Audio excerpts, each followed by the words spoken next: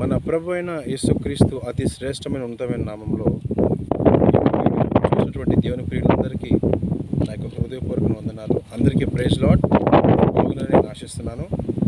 ప్రియమైనటువంటి సహోదరులారా, ఈరోజు మనం ఒక చిన్న వాక్యం ధ్యానించుకోబోతున్నాం. చూడండి, 91 కీర్తన 7వ వచనం. నీ ప్రక్కన 1000 మంది పడినను, నీ కుడి ప్రక్కన 10,000 మంది కూలినను, అపాయము నీ యొద్దకు రాదు. చిన్న ప్రార్థన చేసుకోండి. తండ్రి, మీకు స్తోత్రం. మీ యొక్క వాక్యం బట్టి తండ్రి, మీకు కృతజ్ఞత స్తుతి స్తోత్రం. ఏ విధంగా మాట్లాడారు మీరే మాట్లాడుతూ యేసు నామములో పెట్టుకుని తండ్రి, ఆమె. ప్రియమైనటువంటి సహోదరులు, గమనించండి, మన కుడి ప్రక్కన 10,000 మంది కూలినా కూడా, నీ ప్రక్కన 1000 మంది పడినప్పటికీ కూడా అపాయము నీ యొద్దకు రాదు. అపాయము అనగా ఈ రోజుల్లో చాలామంది క్రైస్తవులు ఎన్నో అపాయాలు ఎదుర్కొంటున్నారు. కానీ అపాయం నీ యొద్దకు రాదు అంటే అది ఎవరికి వర్తిస్తుంది అంటే కనుక, ఈ 91 కీర్తనలో మనం గమనిస్తే 1వ వచనంలో, మహోన్నతుని చాటును నివసించువాడు ఎవరైతే యేసుక్రీస్తు ప్రభువుని ఆశ్రయిస్తారో వాళ్ళకి ఈ యొక్క వాక్యం వర్తిస్తుంది. అందరికీ కాదండి. అందరూ లోకానుసారమైనటువంటి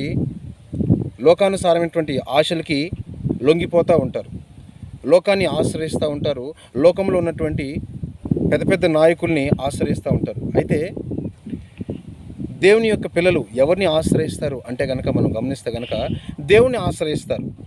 ఈ రోజుల్లో మనం చూస్తే కనుక రకరకమైనటువంటి రోగాలు వచ్చేస్తున్నాయి. ఈ మధ్య ఒక కొత్త రోగం వచ్చింది, మంకీ ఫాక్స్. అదేంటో మరి ఆ విధంగా పెట్టారు పేరు. అంటే కోతి నక్క, ఆ యొక్క వ్యాధి పేరు.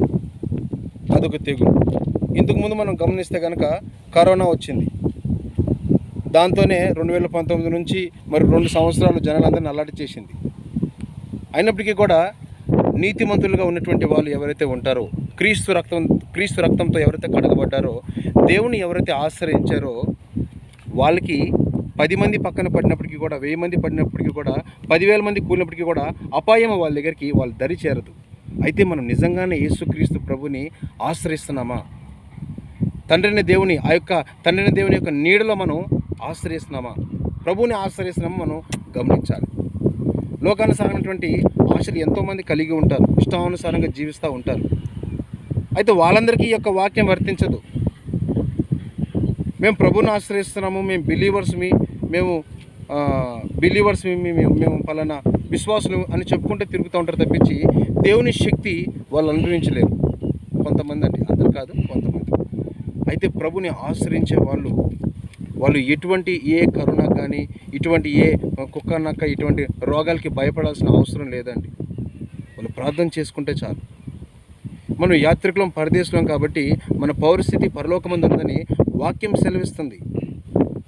మన పౌరస్థితి పరలోకమందు ఉన్నది. ఇక్కడ మనం యాత్రికులం, పరదేశంలో మాత్రమే. అయితే వాక్యంలో ఉన్నటువంటి విషయాల్ని, ఆ యొక్క వాక్యాన్ని మనం నిరంతరం ధ్యానించి ప్రభుకి ఇష్టానుసారంగా జీవిస్తున్నామా, లేకపోతే అన్ని కష్టపెట్టే విధంగా లోకానుసారంగా మనం జీవిస్తున్నాం. ఎన్నో పనులు ఉంటాయి, చాలా బిజీగా ఉంటారు. కొంతమంది చాలా బిజీగా ఉంటారు, ఒక అధ్యాయం కూడా చదవడానికి వాళ్ళ దగ్గర టైం ఉండదు. అరే, ఒక గంట సేపు ప్రార్థన చేసుకోండి అయినా అంటే ప్రార్థన చేసుకోరు.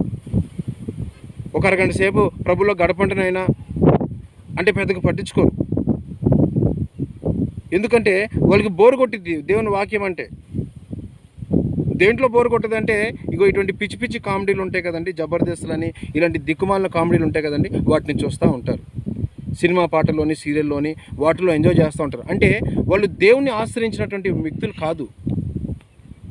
దేవుని ఆశ్రయించిన వాళ్ళు ఎలా ఉంటారంటే, కీర్తనలో మనం 1వ అధ్యాయంలో గమనిస్తే కనుక దీవారాత్రులు దేవుని యొక్క లేఖనాన్ని ధ్యానిస్తూ ఉంటారు.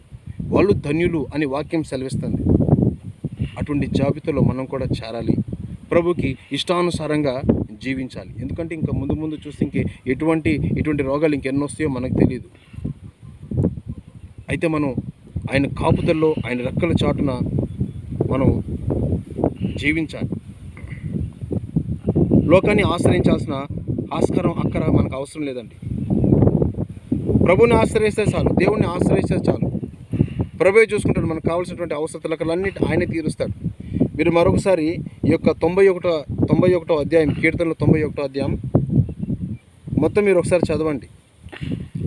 చూడండి, అక్కడ 91వ అధ్యాయం 17వ వచనంలో అతడు నాకు మొర్రపెట్టగా నేను అతనికి ఉత్తరం ఇచ్చేదను, శ్రమలో నేను అతనికి తోడై ఉండేదను, అతన్ని విడిపించేదను, గొప్ప చేసేదను, దీర్ఘాయు చేత అతన్ని తృప్తిపరిచేదను, నా రక్షణ అతనికి చూపించేదను. చూసారండి, నిజంగా మొరపెట్టు వారికి దేవుడు సమీపంగా ఉన్నాడు. దేవునికి మనం నిరంతరం మొరపెట్టి నిరంతరం ఆయన వాక్యం చదివి ఆయన్ని స్తుతించే బిడ్డలుగా ఉండాలని నేను ఆశిస్తున్నాను. అదేవిధంగా ఈ యొక్క యూట్యూబ్ ఛానల్ మీరు అందరూ సబ్స్క్రైబ్ చేసుకోండి, లైక్ చేయండి, షేర్ చేయండి. దేవుడు మీ అందరిని దీవించును గాక. అందరికీ praise lord. Amen. God bless you all.